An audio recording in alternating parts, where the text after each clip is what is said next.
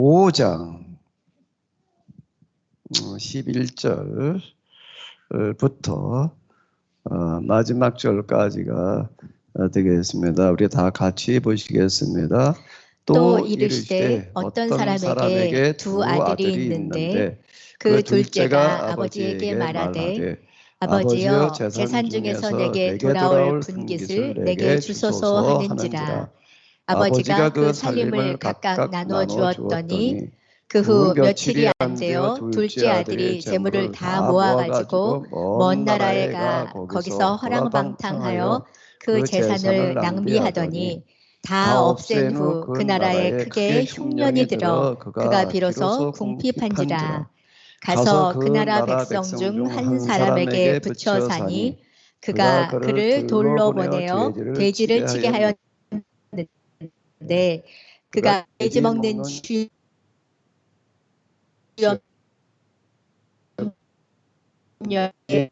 일켜 이르되 내 아버지에게는 양식이 풍족한 품꾼이 얼마나 많은가. 나는 여기서 줄여 줍는구나. 내가 일어나 아버지께 가서 이르기를 아버지 내가 하늘과 아버지께 죄를 지었사오니 지금부터는 아버지의 아들이라 일컬음을 감당하지 못하겠나이다. 나를 품꾼의 하나로 보소서 하리라 하고 이에 일어나서 아버지께로 돌아가니라. 아직도 거리가 먼데 아버지가 그를 보고 측은히 여겨 달려가 목을 안고 입을 맞추니 아들이 이르되 아버지 내가 하늘과 아버지께 죄를 지었사오니 지금부터는 아버지의 아들이라 일컬음을 감당하지 못하겠나이다 하나 아버지는 종들에게 이르되 제일 좋은 옷을 내어다가 입히고 손에 가락지를 끼우고 발에 신을 신기라. 그리고 살찐 송아지를 끌어다가 잡으라. 우리가 먹고 즐기자. 이 내 아들은 죽었다가 다시 살아났으며 내가 잃었다가 다시 얻었노라 하니 그들이 즐거워하더라. 맏아들은 밭에 있다가 돌아와 집에 가까이 왔을 때에 풍악과 춤추는 소리를 듣고 한 종을 불러 이 무슨 일인가 물은데 대답하되 당신의 동생이 돌아왔음에 당신의 아버지가 건강한 그를 다시 맞아들이게 됨으로 인하여 살찐 송아지를 잡았나이다 하니 그가 노하여 들어가고자 하지 아니하거늘 아버지가 나와서 권한대 아버지께 대답하여 이르되 내가 여러 해 아버지를 섬겨 명을 어금이 없거늘 내게는 염소 새끼라도 주어 나와 내 벗으로 즐기게 하신 일이 없더니 아버지의 살림을 창녀들과 함께 삼켜버린 이 아들이 돌아오매 이를 위하여 살찐 송아지를 잡으셨나이다. 아버지가 이르되 예 너는 항상 나와 함께 있으니 내 것이 다 내 것이로되 이 내 동생은 죽었다가 살아났으며 내가 잃었다가 얻었기로 우리가 즐거워하고 기뻐하는 것이 마땅하다 하니라. 아멘. 네, 우리가 읽은 이 말씀은 너무나 잘 아는 그런 말씀이 되겠습니다. 근데 이 말씀은 저한테는 좀 특별한 어떤 그런 그 의미가 있는데요. 제가 전에 93년부터 저녁마다 뒤에 산에 와가지고 이제 40개월 이제 기도할 때가 있었는데 그 기도로 다니는 그 기간이 이제 마태복음 그 말씀을 읽다가 가슴이 뜨거워져 가지고 이제 기도를 하게 되었는데요. 근데 여기 기도 다니는 그런 그 이제 한 4년여 동안과 뭐가 또 같이 진행이 되어졌는가 하게 되면 복음서를 이제 한번 쭉 이제 읽으면서 묵상하는 어떤 그런 시간과 같이 이렇게 결부가 되어져 있었습니다. 그러니까 복음서를 읽다가 가슴이 뜨거워졌고 또 기도하면서 여러 가지 어떤 그런 경험들이 일어날 때 이 복음서 묵상과 같이 진행되어졌다라고 하는 게 참으로 지금 돌이켜놓고 보더라도 좀 놀랍게 이렇게 여겨지게 되는데요. 4년 동안 복음서를 묵상했다는 게 무슨 얘기가 되는 거야? 한 구절 한 구절들이 너무 이제 좀 새롭게 다가와 가지고 이제 그걸 가지고 읽고 또 묵상하고 기도하고 뭐 그러는 시간이었습니다. 구절들 하나하나가 다 새롭게 와닿고 뭐 그랬지만은요, 그 중에서 가장 크게 와닿은 거, 그리고 가장 오랫동안 이제 와닿았던 그런 구절을 골라라 그러면 바로 이 구절입니다. 지금 여기 탕자의 비유라고 하는 이 말씀이 되겠는데요. 이 구절은 얼마나 제게 그 가슴으로 다가와 가지고 나를 견딜 수 없게 하는지, 그 탕자의 심정, 탕자의 그 상태, 또 그를 향한 하나님의 마음, 뭐 이런 것들이 이제 같이 이렇게 와닿고 그러면서 아마 몇 달 동안 내가 이제 그런 상태에 있지 않았나 싶은데, 이제 요 단계를 제가 나중에 그 영성에서 정리할 때 탕자의 단계, 내가 이제 이렇게 이야기를 해놨습니다. 근데 그 이전 단계와 이거 같이 이제 연결이 되어져 있었는데, 그 이전 단계 이제 세리의 단계, 이렇게 제가 얘기를 하니까 누가복음 18장에 나오는 이제 그 바리새인과 세리의 기도의 비유 나오는 그런 말씀이 되겠는데요. 바리새인은 서서 하늘을 향해서 두 손을 들고 그러고 감사하며 기도를 했지만은 세리는 감히 하나님이 계신 하늘을 쳐다보지도 못하고 땅에 엎드려 이제 통곡하다 돌아갔다라고 하는 그런 비유의 말씀인데, 이제 그 구절이 또 이제 그 감히 얼굴을 들지 못하고라고 하는 그 구절이 또 이게 너무 크게 다가와 가지고, 근데 그게 그냥 다가오는 걸로만 끝나는 게 아니라 내가 이제 그렇게 되는 건데요. 뭐 기도하러 와가지고 기도할 때 이렇게 보게 되면 무릎 꿇고 앉아가지고 이렇게 하다가 이제 어느 날부터는 감히 기도하는 시간에 얼굴을 들 수가 없게 되어져서 이제 땅바닥에다 얼굴을 대고 이제 기도하는 상태가 되어졌었는데, 그게 지금 이제 이 세일이의 그 말씀이 이제 이렇게 와 닿을 어떤 그런 때예요. 그런 시간이 좀 한동안 이제 진행되어지고 나서 그 다음에 이제 이 탕자의 비유로 이렇게 넘어왔는데, 여기에서는 어떤 마음과 어떤 자세가 되는가 하면 바로 이제 이 어떤 구절인가 하게 되면은 요 구절이에요. 지금부터는 아버지의 아들이라 일컬음을 감당치 못하겠나이다 라는 요 구절이 요 당자의 비유가 거예요. 그 이전에는 내가 구원받았다, 제가 이제 하나님의 아들이 되어졌다, 뭐 이제 이렇게 생각을 하고 있다가 여기쯤 이르러 가지고서는 내가 감히 나나 하나님의 아들일 수가 없구나, 구원받았다라고 생각할 수가 없구나라고 하는 어떤 이런 생각들이 너무 사무치게 다가와 가지고, 이걸 제가 나중에 이제 어떻게 정리를 했는가 하면 이제 무자격자 의식, 요 구절 가지고 이제 그렇게 정리를 해야 될 거니까, 탕자의 마음이라는 그런 거가 뭔가 바로 요 구절인 거예요. 난 감히 하나님의 아버지 아들이 아니다, 내가 여기 저 아버지 집에 오기는 오지만은 난 아버지의 아들로 온 게 아니다, 이제 그런 생각을 가지고 와서 그 고백을 하는 어떤 이거 그게 그렇게 이제 닿는 거예요. 감히 얼굴을 들 수가 없고, 그리고 이제 땅바닥에 얼굴을 대고 있는 동안에는 이런 심정으로 이제 채워져 가지고, 이제 여기쯤 오게 되면 이제 이 기도할 때 제일 어려운 게 이제 분심, 여러 가지 답답한 마음대로 들어가지고도 집중이 안 되는데요. 여기는 그런 단계가 이제 아니에요. 얼굴을 들 수 없는 어떤 그런 단계, 그리고 이제 뭔가 하게 되면은 무자격자 의식, 이런 것 때문에 이제 이제 그때 제게 이제 와닿았던 어떤 그런 거가 뭔가 하면 I am nothing. 이제 그때 그 영어로다가 이제 그게 그 마음이 이렇게 정리가 이렇게 되어지더라고요. 그런 마음 상태로다가 견딜 수 없는 어떤 그런 마음의 상태가 이제 계속 유지가 되어져서 이제 어쨌든 여기 산에 와서 기도할 때 이제 그러고 있었는데요. 근데 어느 날 그러고 있는데 저를 뒤에서 누가 이렇게 엎드려 있는 저를 들어 일으키는 것 같아요. 상체를요. 내 힘이 아니에요, 이거는요. 도저히 뭐 얼굴을 들 수가 없어가지고서 감히 그냥 땅바닥에다가 맨 땅바닥에다가 얼굴을 대고 있지 않으면 견딜 수 없는 어떤 그런 상태였는데요. 호련히 제 상체를 누군가가 뒤에서 잡아 당기는 것 같은 거예요.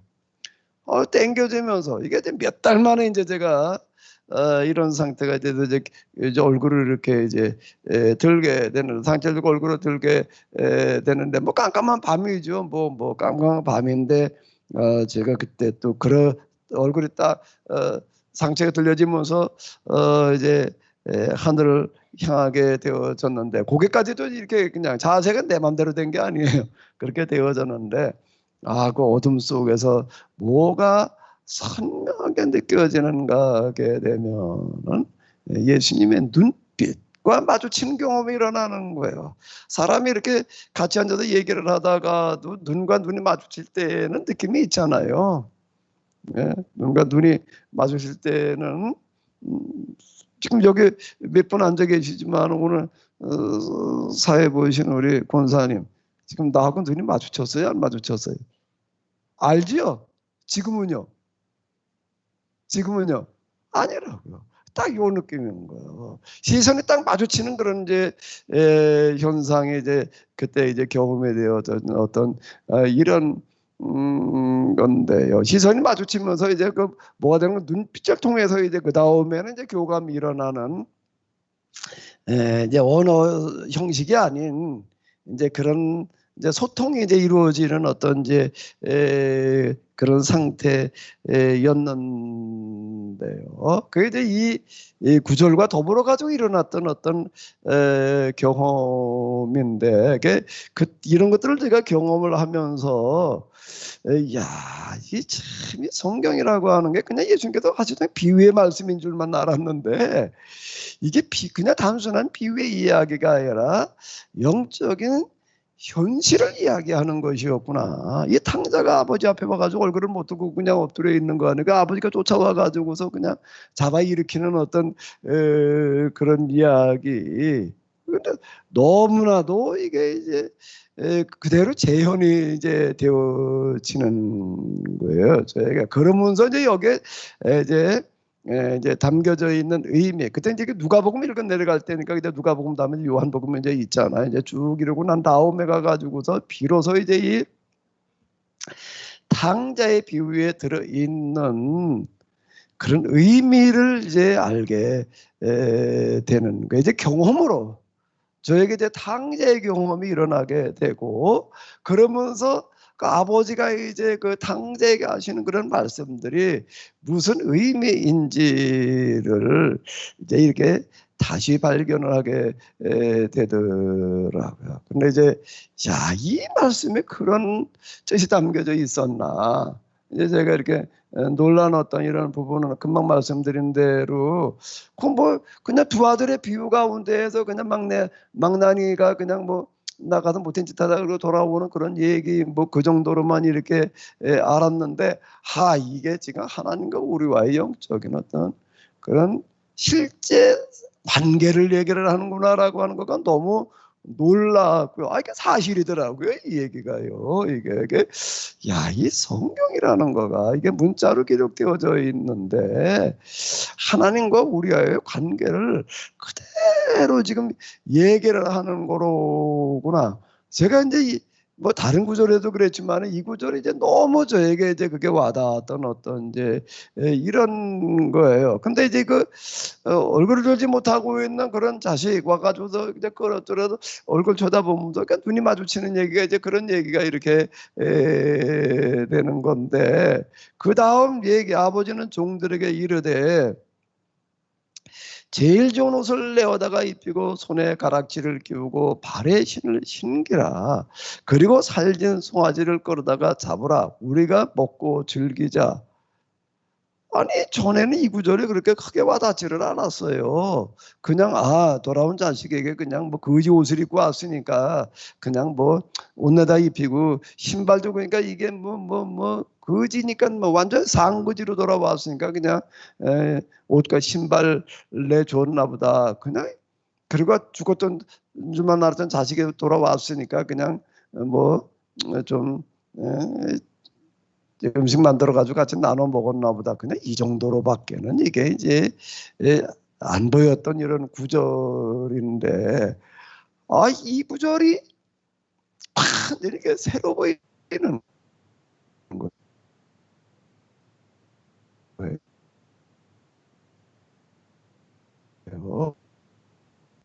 이제 문자를 하나님의 말씀으로 성경 이제 만나야 된다. 흔히 이제 그런 얘기들 뭐 그 전에 좀 들었어요. 말씀 이제 육화되어져야 된다. 예수님이 하나님이시면서 육체를 입고 오셨던 것처럼 성경의 말씀 우리가 육화가 되어져야 된다. 뭐 이런 얘기들 이제 뭐 있다고 이렇게 듣고 그랬는데 이제 제가 여기서 그걸 진짜 경험을 하는 거예요. 아니 이 구절에 이게 그렇게 놀라운 의미가 들어 있었는가라고 하는 거를 제가 이제 이걸 가지고 다시 발견을 하게 되는데요. 이 구절이. 그러면서 그 다음 보이는 이제 구절이 뭔가 하게 되면은 종들에게 제일 좋은 옷을 입혀라. 손에 가락지를 끼우고 발에 신을 신겨라. 그리고 살진 송아를 잡아라. 우리가 먹고 즐기자라는 이 구절이 뭘로? 이걸 내가 연관시켜가지고 내가 생각을 해봐가지고 이게 되는 게 아니에요. 그러면 이걸 가지고 이렇게 그게 이제 몇 달 동안 여기 내가 아주 이제 뭐라고 그래야 되나 이제 잡혀가지고 사는 거예요. 그러다가 보니까 자연스럽게 이제 생각나고 연결이 되어지는 어떤 그런 일들이 돼요. 그래서 이제 일어나요. 내가 그거다 연결시켜가지고 이렇게 해석해 보려고 그래가지고 되는 어떤 그런 현상이 아니라 이 성경은 영감으로 쓰여졌고 성경을 해석하는 거는 영감으로 해석을 해야 된다. 뭐 그런 말이 뭐 많이 들었죠. 그거요. 뭐 교회에서도 들었고 신학교 가서 뭐 영감설 중에 무슨 축자 영감설 뭐 어쩌고 저쩌고 이런 얘기도 들었는데 그냥 뭐 그런가 보다 하고 넘어갔던 어떤 이런 것들이 이제 성경 읽자 가슴에 뜨거워져서 이제 기도하는 그런 과정 중에서 제가 이제 이렇게 경험이 되어지는 거가 이제 뭔가 하게 되면은 창세기에 있는 이 말씀이에요. 41장을 이렇게 보게 되면 이제 요셉이 그 애굽의 종으로 팔려가 가지고 있다가 이제 보디르발이라고 하는 사람의 집에 이제 총무가 되어지고 그러다가 뭐가 또 어떻게 돼 가지고서 또 이제 감옥에 갇혀 있다가 이제 꿈을 해석하기 위해서 이제 바로에게 가서 이제 꿈을 해석해 주는 그런 이야기가 이제 41장입니다. 이제 그 바로가 그 꿈이라고 하는 거가 뭔가 하게 되면 이제 7년 풍년이 오다가 7년 흉년이 이제 온다라는 걸로다가 이제 요셉을 해석을 이제 쭉 이렇게 해 주면서 이러이러하게 해야 됩니다라고 이제 말을 했더니 바로와 그의 모든 신하가 이 일을 좋게 여긴지라. 여기 그런 구절이 이렇게 나오잖아요. 바로가 그 신하에게 이르되 이와 같이 하나님의 영에 감동된 사람을 우리가 어찌 찾을 수 있으리. 이게 하나님의 영에 감동된다는 거가 그냥 뭐 그런가 보다 그러던가 이제 이런 데에서는요. 그때 고등학교 때는 너무 이제 이런 것들이 이제 생생하게 와닿는 거예요. 이제 영에 감동된다는 게 어떤 상태인지 내가 이제 그걸 이제 이 말씀을 이제 경험하고 있으니까 이제 그걸 이렇게 알게 이 되는 건데 바로 요셉이 바로의 꿈을 해석을 하고 뭐 이런 대책을 내놓고 그러는 거가 이제 어떤 그 하나님과의 영적인 어떤 상태에서 이제 말하고 있는 것인지를 제가 이제 비로소 이제 경험으로다가 조금 이제 이렇게 느껴보는 어떤 이런 건데 하나님의 영에 감동된 사람 우리가 어째 찾을 수 있겠느냐. 그러면서 뭐라고 그러는가 하면은 너 같은 자가 없다. 너는 내 집을 다스리라. 내 대신 네가 이제 이 나라를 통치하라는 그런 얘기인데 내 백성이 다 내 명령에 복종하리니 내가 너보다 높은 것은 내 왕자뿐이다. 그러면 이제 왕권을 대행하게 하는 어떤 이제 그런 일을 하게 되는데 그 총리라는 게 원래 그에 있던 그런 직책이 아니에요. 이건 이제 별정직 특별하게 지금 이제 한시적으로 정해가지고서 이제 임명하는 어떤 이제 이런 건데요. 그러면서 요구절이 이제 뭔가 하게 되면은 요구절은 한번 같이 읽어보실까요? 자기의 인장 반지를 빼어 요셉의 손에 끼우고 그에게 세마포 옷을 입히고 금사슬을 목에 걸고 자기에게 있는 버금수레에 그를 태우매 무리가 그의 앞에서 소리 지르기를 엎드리라 하더라. 이 구절이 이게 다시 보이는 거예요. 이 구절이 뭔 얘기인가 하게 되면 여기 뭐예요? 이게요. 제일 좋은 옷. 그 다음에 손에 가락지라고 하는 거가 내가 이게 이쪽하고 연결되기 전에는 그냥 반지 껴줬나 보다 그냥 이렇게만 이제 보여줬던 어떤 그런 거 신발 신기라는 얘기가 그냥 맨발로 거지가 돼가지고 왔으니까 그냥 신발 줘라 그런 얘기 그리고 송아지 잡아가지고서 그냥 기뻐했다는 얘기 정도만 알았던 어떤 이런 거가 이제 이게 다시 보이는 게 그게 뭔가 하게 되면 바로가 요셉에게 인장반지라는 거는 뭔가 하면 옛날에 왕권을 행사할 때 이제 이 도장을 찍어야 되는데 그걸 이제 옥수에 우리 이렇게 부르잖아요. 그게 이제 도용될 수가 있다. 이거 도장 찍었는데 왕권으로다가 이제 이렇게 실행되어지니까 이걸 누가 도용하지 못하게 잘 간수를 해야지 되는데 물론 옆에 이제 우리나라에 내관들이 이제 그런 걸 자자이 그러거든. 근데 그 내관에게 왕이 살해되고 암살당하고 그런 경우들이 조선 역사에도 수두룩합니다. 그러니까 이제 누구도 믿을 수 없다라고 하는 어떤 이런 것 때문에 이제 이걸 반지로 만들어 가지고 여기다 끼고 있는 거예요. 그럼 이건 24시간 늘 가지고 있는 거니까 이제 누가 그러니까 도용하지 못하게 하는 어떤 그런 방식으로 가지고 있었다라고 하는 건데. 인장반지라고 하는 거예요. 인장반지를 깨워서 기저 요셉에게 주고 세마포 옷이라고 하는 어떤 이런 것들은 뭔가 하게 되면 왕이 입는 그런 이제 옷에 버금가는 그런 옷을 이제 이야기하는 거예요. 그러니까 자기 버금수레에 태우고 뭐라고 이런 거가 이게 여기 신발로다가 이제 이렇게 이제 보이는 거고요. 그 앞에 소리지기를 엎드리라라고 하는 거는 이건 뭔가 하게 되면은 왕의 행차할 때 하는 그런 이제 예식들을 얘기를 하는 거예요. 옛날에 우리 저 사극 같은데 보다 왕이 어딜 간다 그러면 그냥 앞에 이제 이제 내금이 조선 내금이들이 이렇게 가면서 그냥 길도 이렇게 확보를 하고 이제 백성들도 엎드리게 만들어 놓고 이제 그러잖아요. 이제 이걸 얘기를 하는 거예요. 이제 살균 송아지를 잡으라는 그런 이야기들, 신을 신기라 그런 얘기들 이제 이걸 얘기를 하는 건데 이거 복음수레라고 하는 것은 왕이 타고 다니는 이제 수레를 얘기를 합니다. 왕의 수레를 해줬다라고 하는 어떤 그런 걸로다가 이렇게 연결이 이렇게 이제 이게 되는 거예요. 그 요셉의 얘기라고 하는 어떤 이런 거가 이게 그때 요셉을 그때 다시 해석을 하게 되는 거예요. 그 이전은 요셉이 어렸을 때 이제 형들에게 절 받는 그런 꿈을 꿨는데 근데 나중에 총리가 돼가지고서 형들이 찾아와도 엎드려 절했다 말이야. 그래가지고 꿈이 이루어졌다. 그냥 이렇게만 이해를 한 거예요. 요셉 얘기라고 하는 어떤 이런 거가 그랬던 거가 요셉의 얘기가 이제 완전히 다시 보이는 거예요. 요셉이라고 하는 사람이 이런 마음을 가지고 있었구나. 내가 이제 성경의 사람들을 이제 만난다는 거를 마음으로 만난다. 이제 요셉이 어떤 심정을 가지고 있었는지를 이제 비로소 이제 이렇게 조금 경험하게 된다. 이제 이러는 거나 나중에 이제 요셉이 이제 그 백성들에게 하는 얘기가 있었는데 어린아이의 양식도 삼으라. 그 구절이 크게 참 다시 보이는 거예요. 야, 요셉이라고 하는 사람이 그러면 내려가 있으면서 정말 굶주리는 아이들 그냥 수두룩한데 이런 걸 보면 너무 안타까워. 나머지 자 이걸 어떻게 해결을 해야 될까 이런 걸 가지고 고심을 했구나. 이제 이게 이렇게 해석이 되어지는. 그러니까 요셉이라고 하는 사람이 총리가 돼가지고 한 일이라고 하는 거. 그 전에는 풍년 7년 동안 양식을 받아놨다가 그냥 흉년에 나눠주는 그런 거나 했단 말이야. 이 정도밖에 해석이 안 되는. 그게 양식사로서 형들한테 절 받았다. 그래도 꿈이 이루어졌다.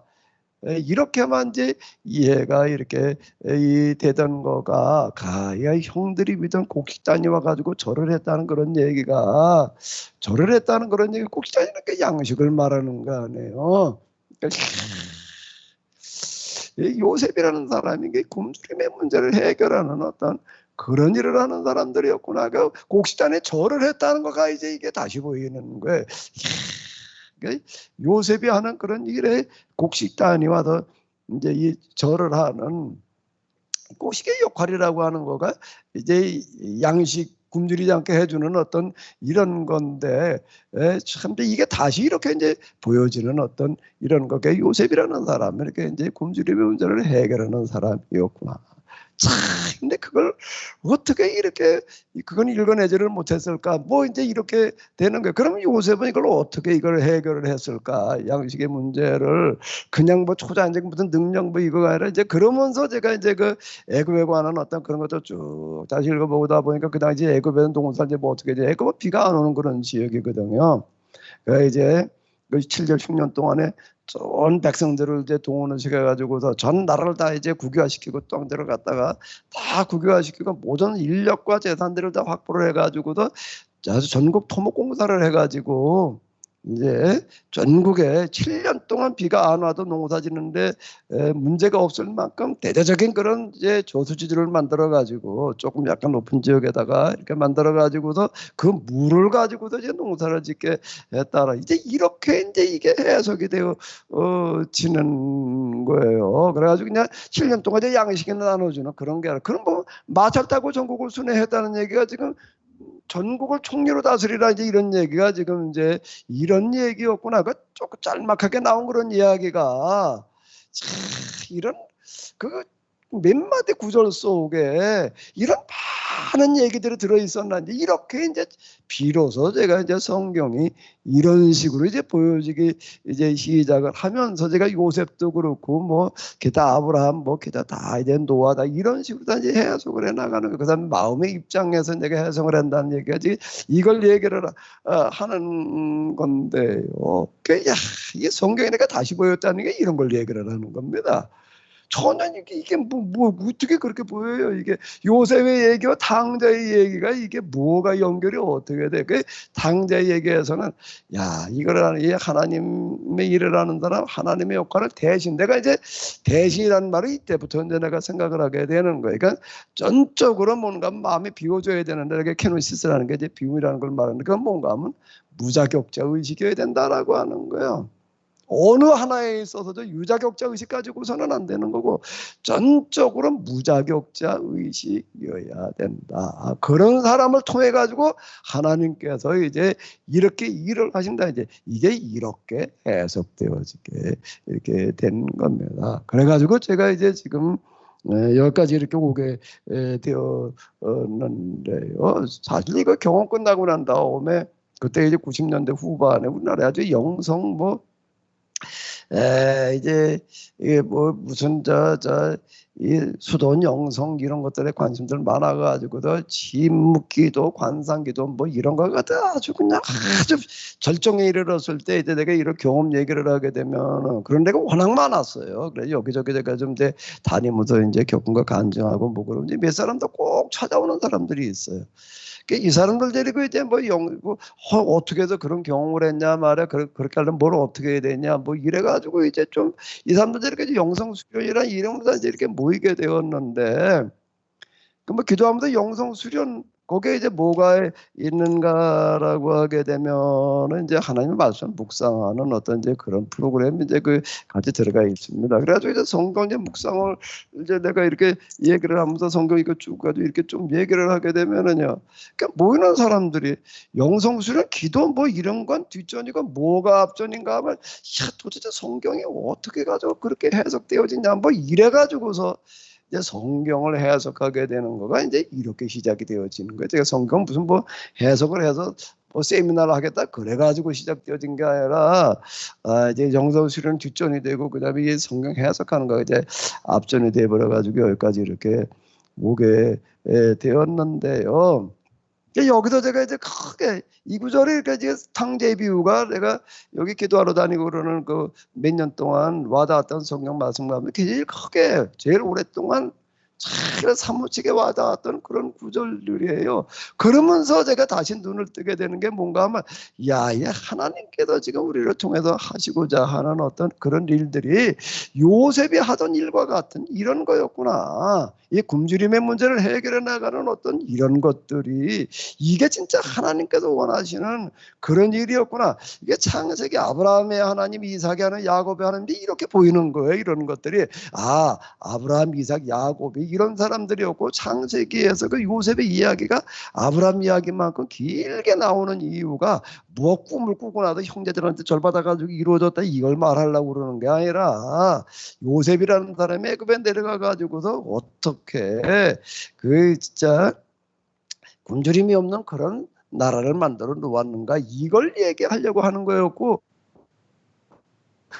창세기라는 책에서 말하는 어떤 이런 거가 성경 전체에서 얘기하려고 하는 걸 여기다 함축해서 지금 얘기하고 있구나. 저도 하나님 나라라고 하는 거는 제가 23살 때 회심하고 그러고 나가지고서는 그건 뭐 죽은 다음에 가는 하나님 나라 구원이라고 하는 거 영혼 구원 이렇게만 생각을 했지.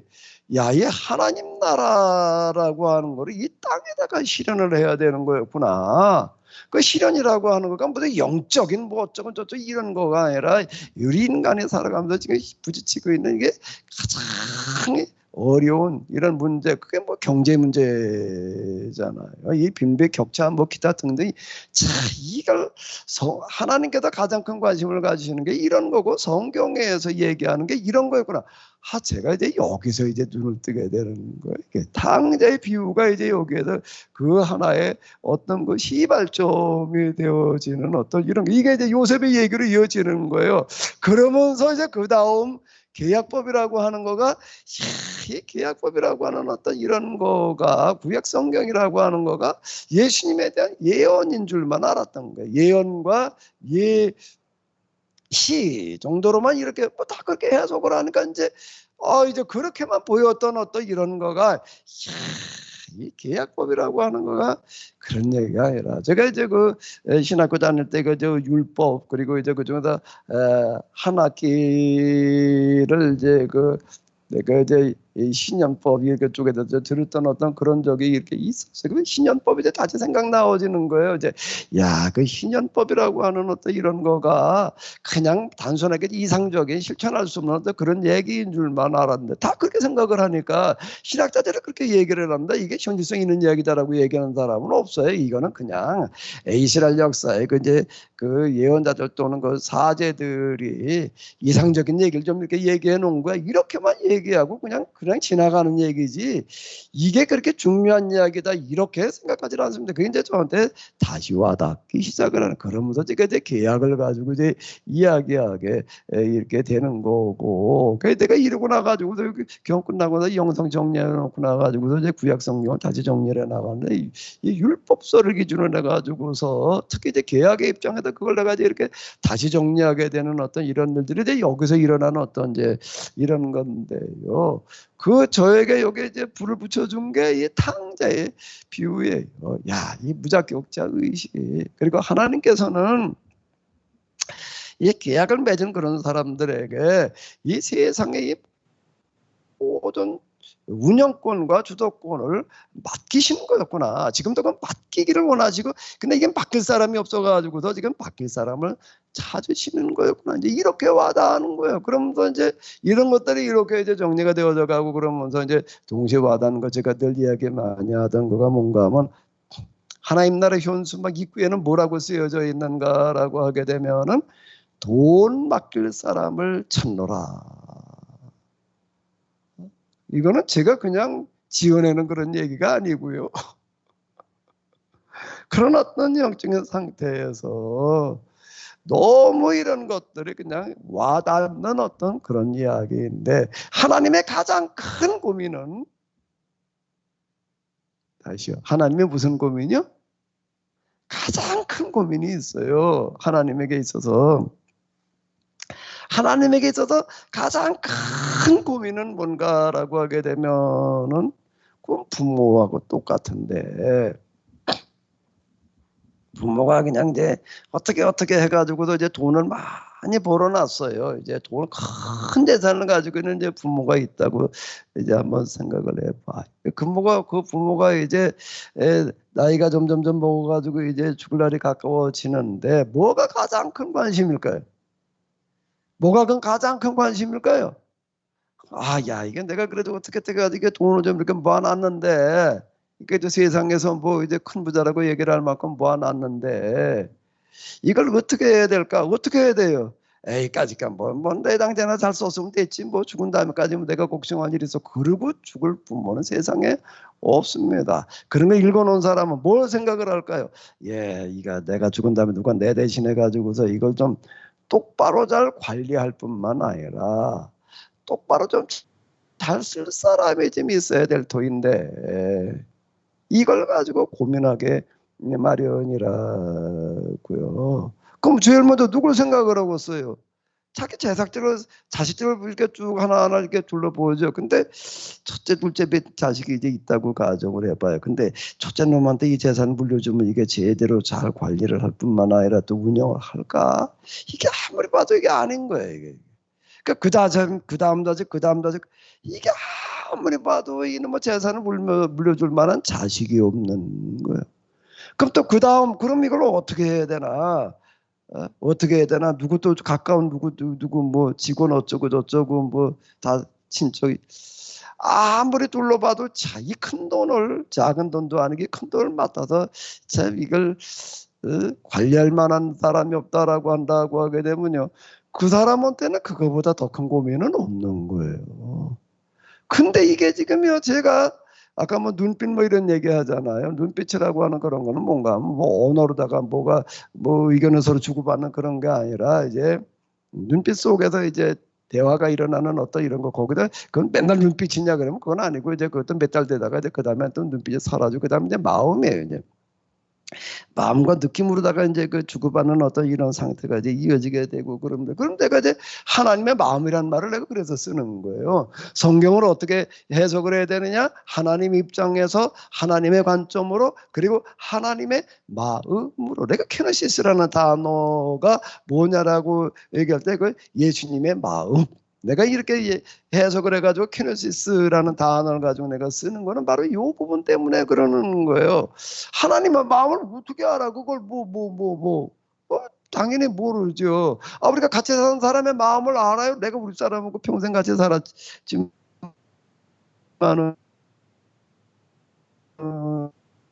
하고 살지 않았던 시절보다 같이 산 시간이 더 많은 것 같은데, 그럼 내가 우리 사람 마음을 아나? 대충 아는 것 같지만 어떨 때 보면 내가 아직 모르겠다. 이렇게 돼. 사람의 마음을, 같이 사는 사람 마음 아는 것도 쉬운 얘기가 아닙니다. 근데 하나님의 마음을 알아. 하나님의 마음을 뭘 어떻게? 성경에 보니까 말이 이런 구절이 있어. 그러니까 뭐 이렇겠지라고 이렇게 얘기하는 건 말고, 직접 하나님의 마음을 한번 느껴보는가라고 하는 거가 이제 이게 중요한 건데, 하나님의 마음을 내가 한번 느껴보는 거. 제가 하나님 안다는 건 내가 이렇게 얘기를 하는 거예요. 그걸 어떻게? 그게 이제 구약의 예언자들이라 이런 사람들, 그런 사람들이었던 게, 여호와께서 가라사대라는 얘기가 이제 이 사람들에게 하나님의 마음을 직접 겪고 이걸 가지고 얘기하는 사람들이었구나. 이제 이렇게 되는 어떤 이제 이런 건데요. 근데 그 하나님의 마음 가운데 저에게 가장 크게 와닿는 거는 뭔가 하나님의 고민이에요. 하나님의 고민인데 가장 큰 고민이 뭐라고요? 하나님의 가장 큰 고민이 뭐라고요? 돈을 맡길 사람이 없는 거예요. 하늘의 돈을, 이 은돈의 거죠, 금돈의 이 세상 모든 돈이 하나님의 돈인데 이걸 제대로 맡을 사람이 없어가지고서 지금 이 모양 되고 있는 거예요. 이게 뭐 마약에 어디에 갖다 그냥 그러고 있는 어떤 이런 것들 조금 아까도 제가 이제 뭐 기도할 때도 자꾸 그런 기도하는 거가 왜 그러는가 하면 이걸 뭐 첨단 기술을 갖다가 첨단 무기를 만들겠다 거기에 제일 큰 돈들이 들어가는 겁니다. 뭐 잠수함 하나 만들려면은요 어마어마한 돈이 들어가야 되는 거예요. 지금 가지고 있는 첨단 기술은 거기에 다 적용돼야지 되는 어떤 이런 거고 뭐 항공모함 우리나라도 요즘 뭘 하나 쬐끔한 거 만들어 보겠다 안 보건데 그건 뭐 돈 들어가는 거 얘기를 들어보게 되면 뭐 이게 뭐 우리나라 이제 이 국가 재정에 이제 영향을 줄 만한 돈이 들어가는 거예요. 조금만 가게 만들어놔도. 그러니까 뭐 전 세계 국가들 다 그러고 있잖아요. 제일 큰 돈은 이제 그런 데 들어가고 사람 죽이는 무기에 들어가고 있고 이게 뭐 태평 문화에 지금 돌아다니는 돈들이 지금 얼마나 많아요 이게요. 그 하나님께서 가장 안타까워 여기시는 건 바로 이거라는 거예요. 바로 이거. 이게 제일 안타까우신 게 하나님 돈이 이렇게 쓰여가지고 이 모양으로 이게 사람 다 죽이는 거잖아요. 마약도 죽이는 거고 도박도 죽여요. 어디야 강원도 우리나라에 뭐 광산촌을 갖다가 이제 광산을 이제 그만두게 되니까 먹고 살 수가 없게 되니까 먹고 살게 해준다고 한 게 이제 뭐 카지노 뭐 도박장을 만들어놨어요. 그 도박장 뭐 그쪽에 가 보니까는요 거기 와가지고도 도박하다가 폐가 망신하고 자살하고 묵은 사람들이 엄청나게 많더라고요 이게요. 네? 뭐 그런 돈들이 맨 그런데 큰 돈들은 다 돌아다니잖아요. 그죠? 무조건 다 투기를 하는데 지금 뭐 거기 돌아다니고 있고. 자 그런 동안에 어떻게 되는가 지구의 3분의 1이 지금 굶어 죽어 지금. 그냥 너무 돈이 주는 사람들 갖다 그냥 내 돈 대가서 누가 뭐래 그러고서 그냥 과소비 이래가지고서 이게 뭐 조금 잘 사는 나라 뭐 전에 미국 얘기를 할 때 좀 여러 저희가 이제 한참 이러고 있을 때 뭔가 미국에 다 해가지고 인구가 2억밖에 안 돼. 2억 3억인가 뭐 그러는데 그럼 전 세계 인구의 몇 분의 1이 20분의 1인가 60억 정도 되니까.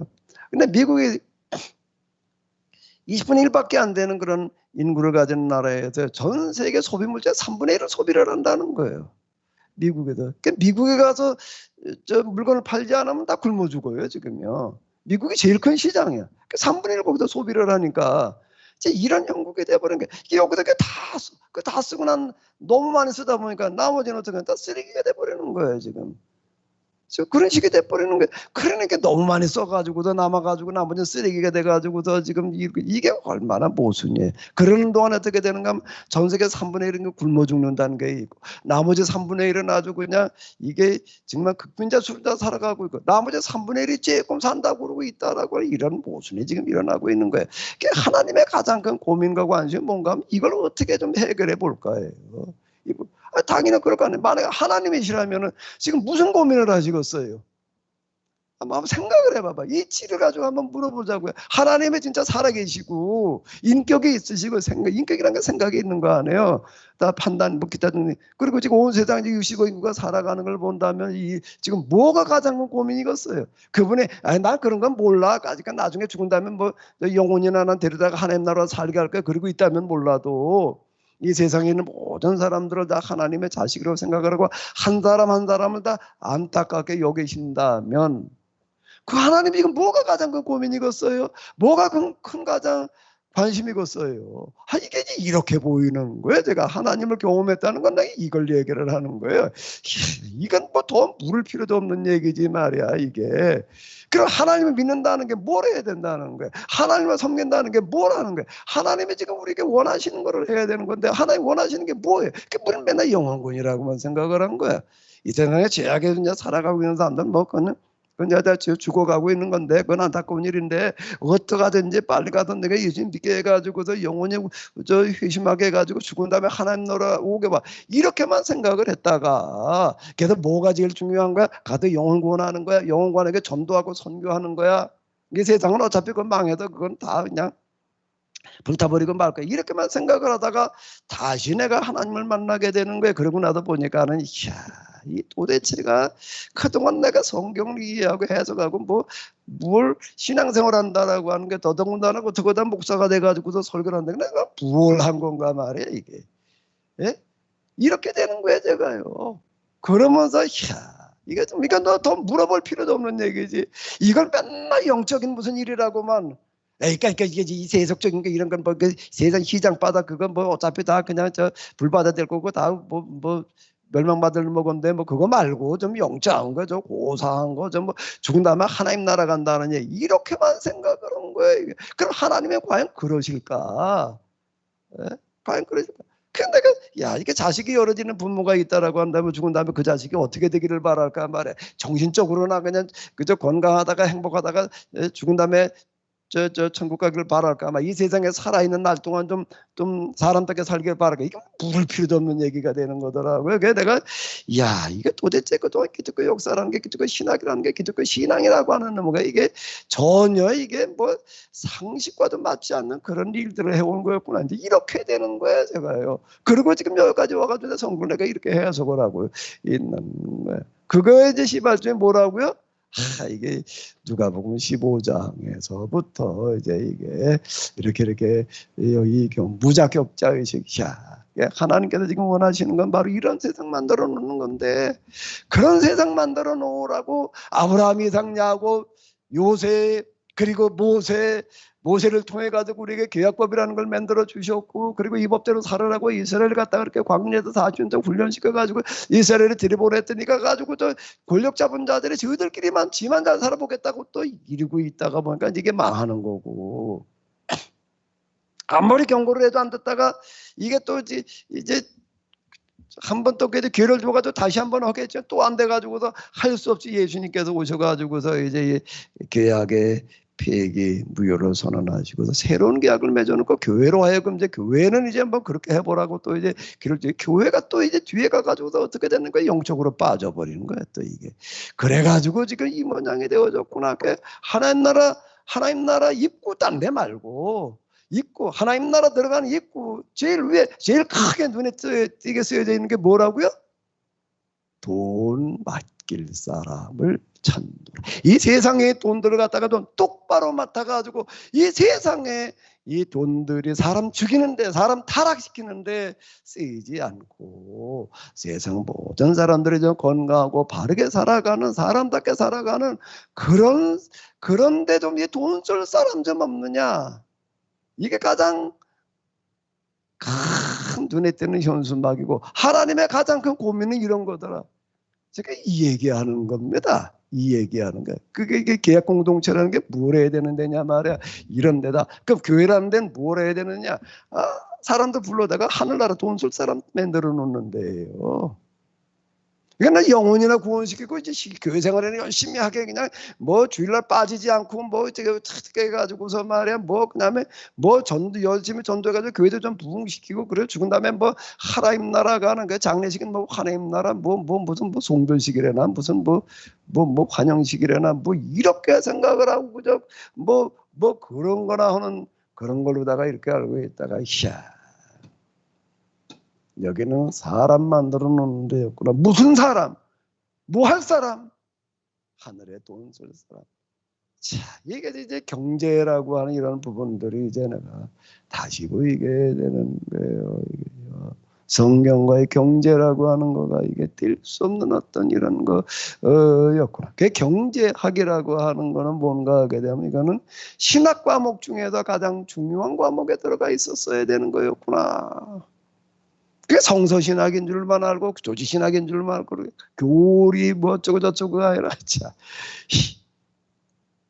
그래서 제가 여기 우리 대학원 과정에도 이제 그 경제 뭐 이런 거 책들 읽고 이번에 이제 누가복음 쓰면서 또 그 경제 관련된 책들을 갖다가 내가 이제 읽으면서는 이 경제 거기에 뭐 아담 스미스의 무슨 국부론 뭐 그다음에 또 뒤에 나가지고 또 이제 칼 막스의 그 무슨 자본론 뭐 기다렸는데 읽어 내려가다 보니까 거기 경제학의 종이라고 하는 거, 경제학이 뭐 하는 거냐? 세상 모든 사람들 잘 살게, 딴 걸로 잘 살게 하는 게 경제적으로 골고루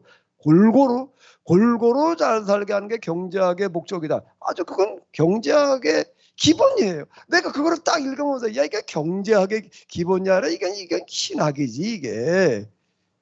이건 신학의 신학에서 다뤄야 될 가장 큰 명제이지 이게 경제학 보고 해야 될 노릇이 해야 될 일이라고 그럴 일이 아니었구나. 내가 경제학 서적들을 갖다가 몇 권 들여다보면서 누가 보면 쓰기위해서 그 들여다보면서 나는 경제학 서적을 읽고 있다라고 느끼질 않고 내가 신학 서적을 보고 있다 말이야. 신학 서적 중에서도 가장 중요한 서적들 내가 읽는데 그리고 내가 그걸 좀 들이다 이렇게 봤어요. 뭐 요즘 뭐 이거 얘기가 좀 왔다 갔다 기본소득 뭐 어쩌고 저쩌고 이런 얘기들 같은 것들이 이게 다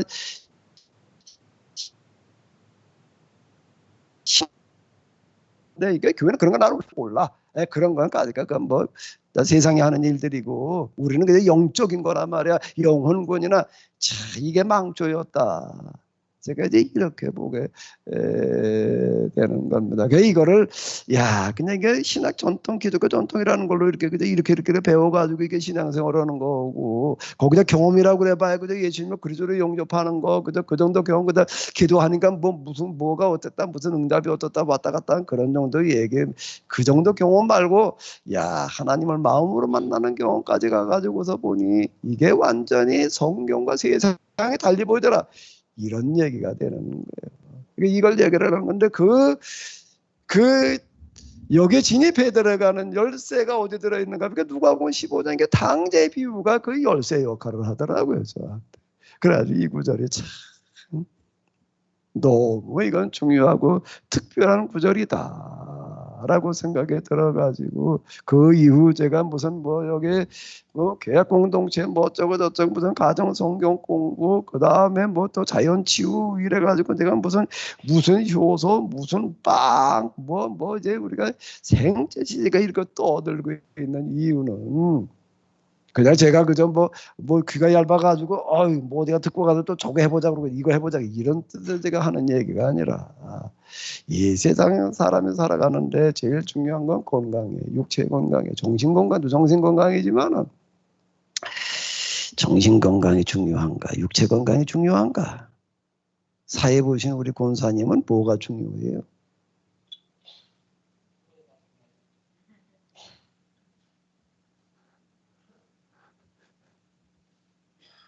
정신은 건강하지만 육체가 병들어 가지고서 정말 뭐 이러고 있다면은요.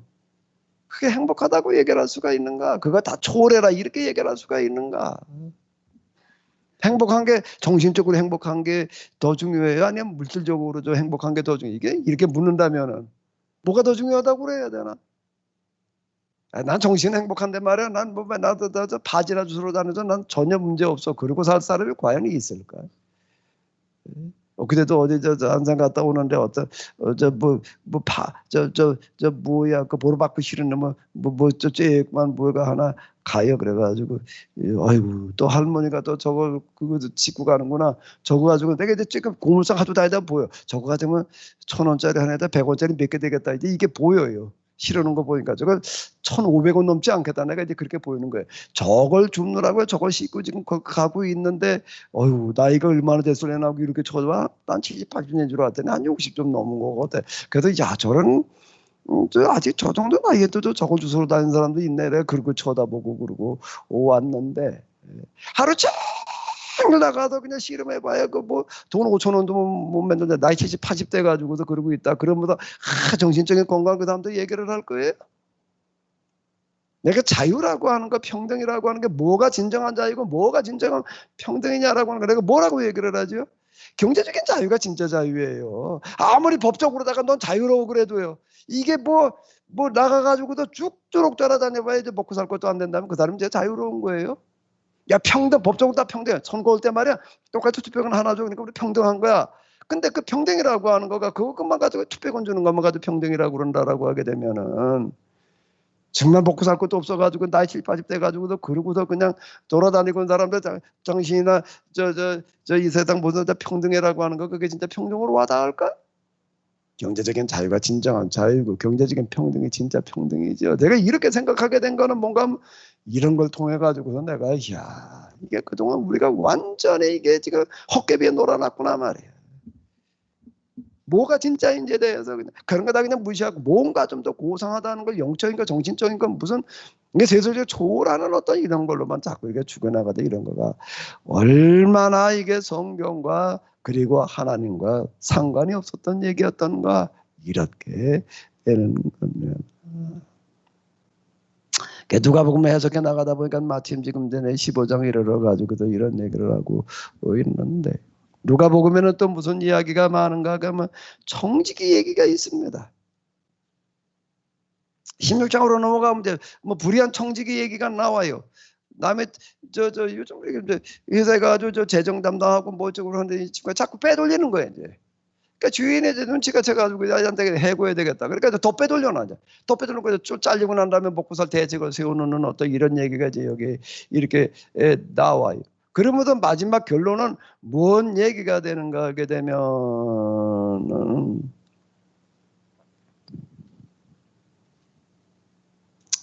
이게 이제 하나님과 돈을 겸하여 섬길 수 없다라고 하는 어떤 이제 그런 얘기가 이렇게 주르르 이렇게 나오면서요. 뭐라고 얘기를 하는가?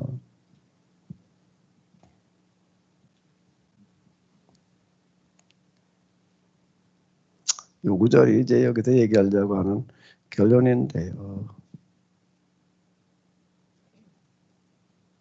자, 한번 읽어보세요. 너희가 만일 남의 것에 충성하지 아니하면 누가 너희의 것을 너희에게 주겠느냐. 여기서 얘기하는 충성이라고 하는 거는 돈을 말하는 건데요. 남의 돈을 맡아가지고도 그걸 진짜 신용 있게 똑바로 내 돈처럼 관리해주지 않는다라고 한다면은 어떻게 누가 너희 것을 너희에게 주겠느냐. 자, 여기 이 구절이 이게 참. 자, 다시 한번 읽어봐. 이거 잘 읽어봐야 돼요. 잘 읽어봐야 돼요. 너희가 만일 남의 것에 충성하지 아니하면 누가 너희의 것을 너희에게 주겠느냐. 내 돈을 갖다가 맡기겠느냐. 주인이 회사 돈을 맡기겠느냐가 아니에요. 내 돈을 어떻게 너에게 맡기겠느냐. 이게 참 말이 안 되는 얘기예요. 아니 뭐 너희 것을 너희에게 주겠느냐. 이게 도대체 무슨 소리야 이 얘기가요. 이게 뭔 얘기예요? 하나님께서 우리에게 다 맡기고 싶어 하시는 게 있다라고 하는 거예요. 맡기고 싶어 하시는 돈이 있는데 이게 지금 세상에서 돈에 대한 이해와 생각과 개념 그리고 지금 돈에 대해서 쓰고 있는 거를 놓고 보니까 이걸 어떻게 너한테 맡겨 우리 모두에게 맡길 돈이 있다는 거야 하나님께서. 그걸 맡길 수가 없다는 얘기가 되는 거예요 이 얘기가요. 어떻게 내 돈을 너에게 맡기겠느냐 이 얘기가 아니야. 내 돈을 어떻게 너에게 맡기겠느냐. 여기에 이제 이게 이런 거에 그런 구절들을 얘기를 하는 거. 그럼 무슨 얘기가 되는가 하게 되면 하나님께서 우리에게 맡기고 싶어 하시는 돈이 있는 거예요. 근데 나는 그거는 그냥 몰라. 그리고 맨날 여기서 맨날 돈 하고 살아 그냥. 어떻게 하면 이나 돈 좀 벌써 무슨 투기가 뭐 어쩌고 저쩌고 요즘 뭐 LH 뭐 간부들이 뭐 자살하기가 지금 아주 그냥 무슨 일수야 뭐 누구도 죽었고 왜 죽나 하게 그러니까 투기한 거 지금 뒷조사로 들다 보니까 이게 지금 들통 나게 되면 그것도 뭐 시달려야 되겠으니까 아이 죽자 그냥 그러고 자살한다 그러는데 요즘 뭐 그러고 있는 거야. 이게 뭐 돈이라면 그게 투기가 됐든 뭐가 됐든 뭐 마약이 됐든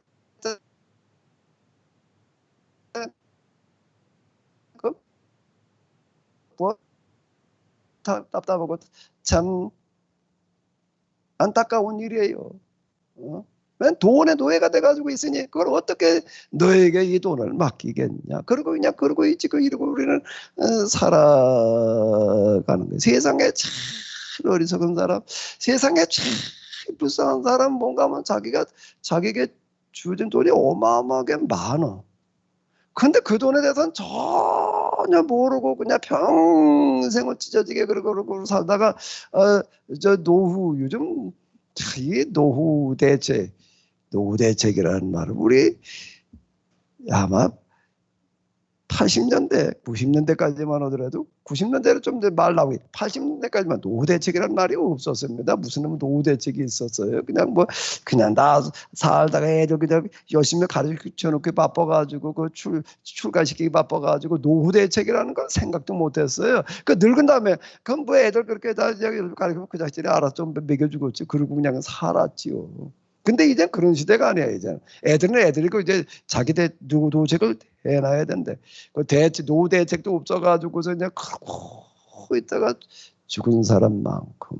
근데 그 사람이 그냥 어마어마하게 큰 돈을 가지고 있는데 그걸 모르고 그러고 죽은 사람만큼 비참하고 불쌍한 건 없는 거야. 하나님 나라에 가가지고 하나님 앞에서 받아야 될 심판은 뭔가 하게 되면은 계약법에 의하게 되면은요. 계약법에 의하게 되면은 이거예요.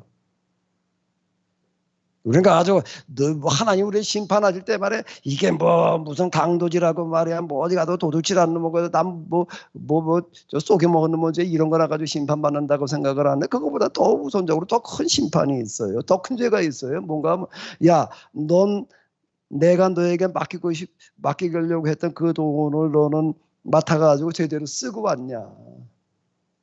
이거라는 얘기예요. 지금 이 얘기가요. 누가 너의 것을 너에게 주겠느냐? 난 지금 어떻게 살아가고 있는가?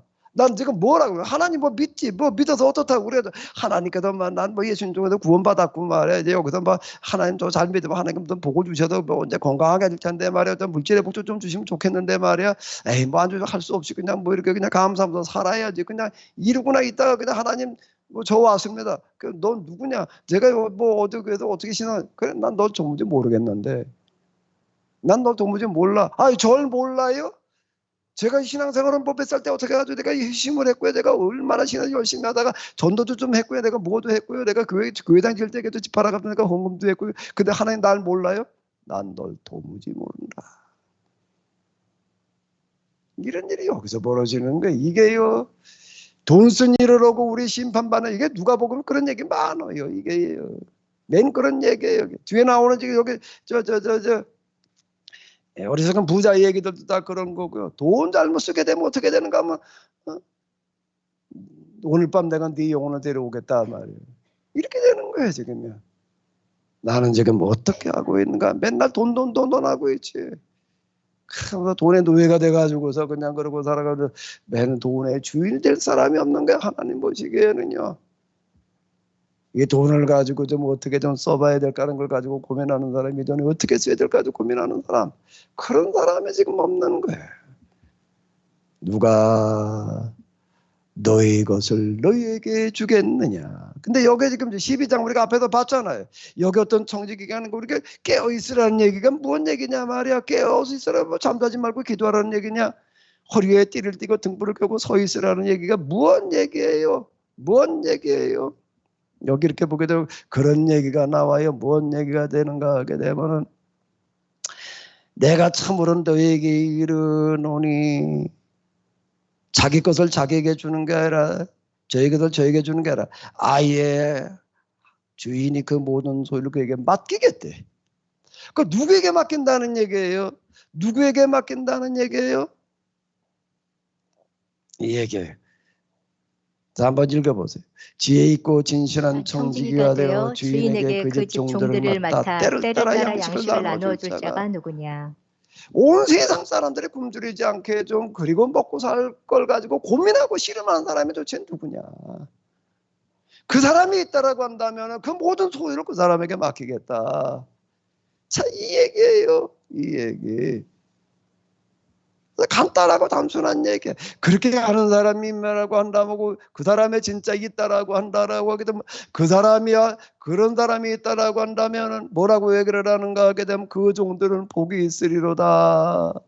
그렇게 하는 종은 복이 있다. 뭐 하는 내가 진실론 때에게로 내 주인이 띠를 띠고 그 종들을 자리에 앉히고 나와 수종들이라 하자. 하나님께서 그렇게 할 사람만 있다만 갖다가 내가 그냥 종노릇 해주겠다 말이야.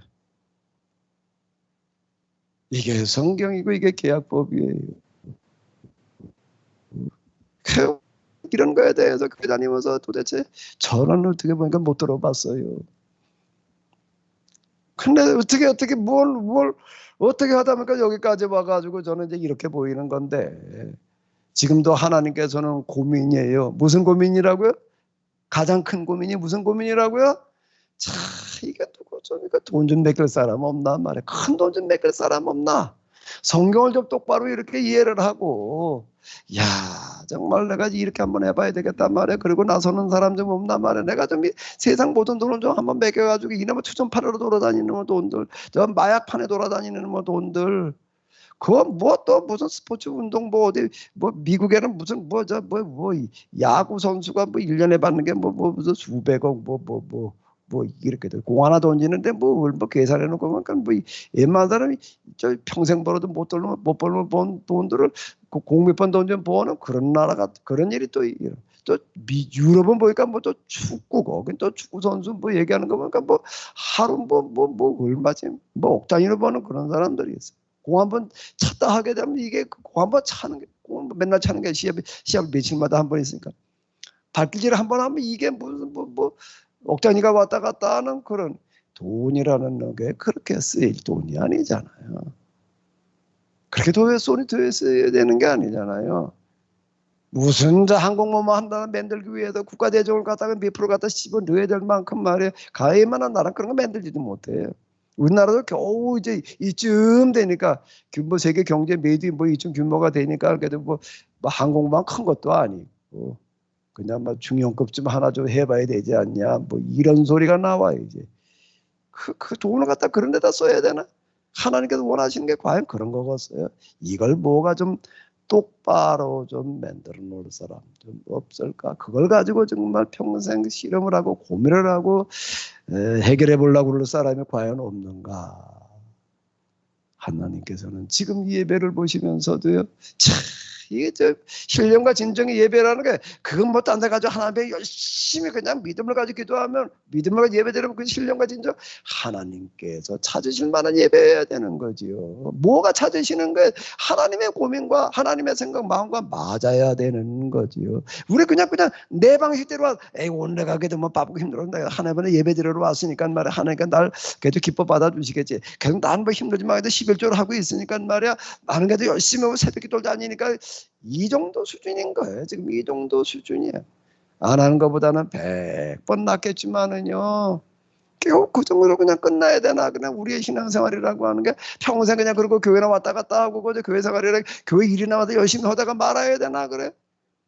하나님의 고민은, 하나님의 관심은, 하나님의 뜻은 뭐 그건 난 잘 몰라. 그냥 뭐 예수님 영접하기 열심히 믿으면 그냥 뭐 그럼 하나님 복 주시겠지 그냥.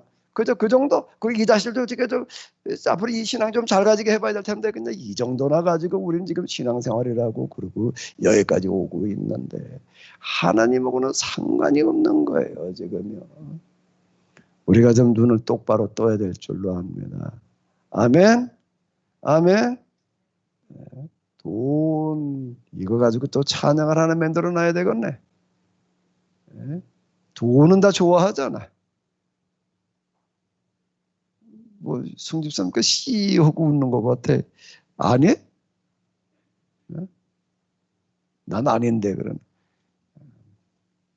우리가 정말로 성경을 하나님을 예배를 기도를 잘하는 거는 말할 것도 없고 좀 바르게 바른 방향으로 해야 될 줄로 믿습니다. 아멘. 이게 그렇게 어려워 이런 소리 하니까 별로 관심도 없고 나는 사도신경 책이라 쓰면서 이건 좀 누가 읽겠지. 뭐 십계명 주기도면 이건 좀 누가 좀 관심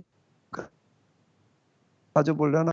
나는 자세히를 좀 사람들이 요셉 얘기 그런 거 아브라함 이삭 야곱 요셉을 써놔가지고서요 그건 좀 사람들이 읽을 줄 알았는데 내가 써놓은 중에서 제일 안 팔리는 책이 창세기야. 이건 좀 팔릴 줄 알고 좀 몇 권 더 찍어놨더니 안 팔려가지고 많아. 그래가지고 내가 이번 세미나면 창세기 하나 이렇게 끼워줬는데 많아서 물론 율법설 하려고 끼워주기도 했지만요 일단 남아 돌아가니까 너무 안타까운 얘기예요.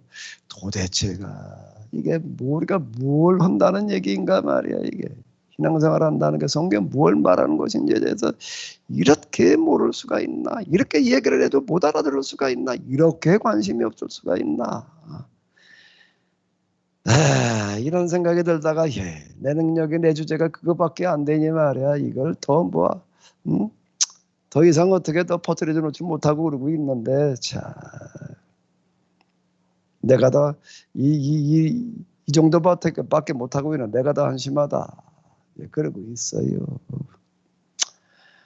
어쨌든 우리가 좀 성경의 신앙을 좀 도대체 하나님의 입장에서 하나님께서 원하시는 게 뭔지를 우리가 좀 눈을 떠야 될 줄로 믿습니다. 그냥 하나님 상관없어. 그냥 난 나 좋을 대로만, 내 생각대로만, 내 방식대로만. 지금 우리는 그러고 있는 거야. 난 널 모른다. 그런 얘기 많잖아요. 난 널 도무지 모른단 말이야. 넌 도대체 누구냐? 나중에 하나님 앞에 갔을 때 내가 들어야 될 소리 누구 다른 사람 얘기가 아닌 거예요. 이게요 지금 심판의 기준이 우리는 뭔지도 몰라. 그죠? 뭐 윤리 도덕 수준 가지고서 그냥 뭐 이루거나 있고 뭐 죄 용서 받는 게 뭔지도 몰라. 그냥 예수님 제일 우리 죄를 다 용서해 주셨다니까 그냥 내 죄 다 용서 받았겠지. 그저 이루고 있는 거지 지금요. 똑바로 정신 차려야 될 줄로 믿습니다. 아멘. 찬양 좀 하나 불러보자고요. 이거와 관련된 찬양 좀 비슷한 게 뭐가 있어요?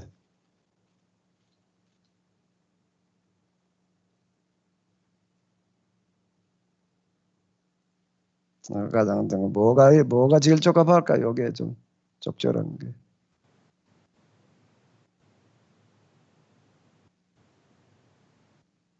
그렇게도 없느냐?